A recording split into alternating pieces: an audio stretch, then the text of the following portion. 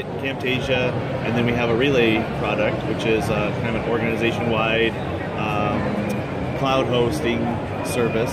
And if I jump over here, this is what it looks like basically your library of media. So you can use Camtasia or Snagit to record anything and upload it directly into Relay, or there's also a lightweight recorder that you can download from this website, and it just basically will record full screen, anything on your machine, and upload directly.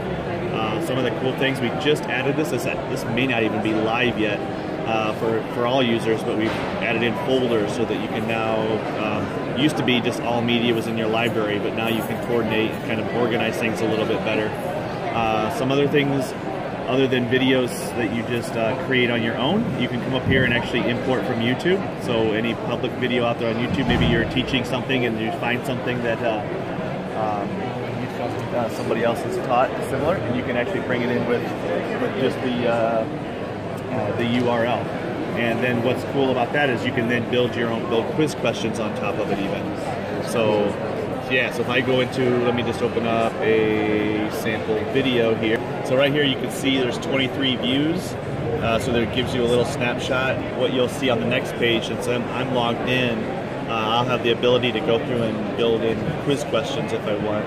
And also there's a video analytics. You can go through and see who's watched the video. We integrate with LMSs using the LTI integration. So you can easily, in your course, just embed the video. You even add quiz questions in there as well from your course. So here's a particular video. It does have, you can build in closed captioning as well. So you can have them through speech to text. Let me just fast forward this a little bit. You can set privacy here.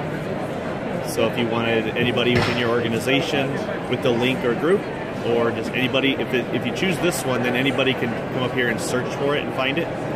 This is the link for a public outside of the organization. Here's video analytics. It's probably going to be me and just a few other people, but it lets you know how much they've completed. So I'm going to look up here and say partial and all and so forth. Quizzing. So this one does not have any quiz questions in it yet, but I'm going to go ahead and click Add Questions, and it's going to launch up another window with the video, and it allows you to go through. And this is actually one of my favorite parts, is you can play the video back here, but then where you want to pause, maybe I want to position it right here and ask a question. I can just pause it, click on Add New Question. This just lets you know that you can't drag and position this later. And then these are the 4 types of questions you can ask.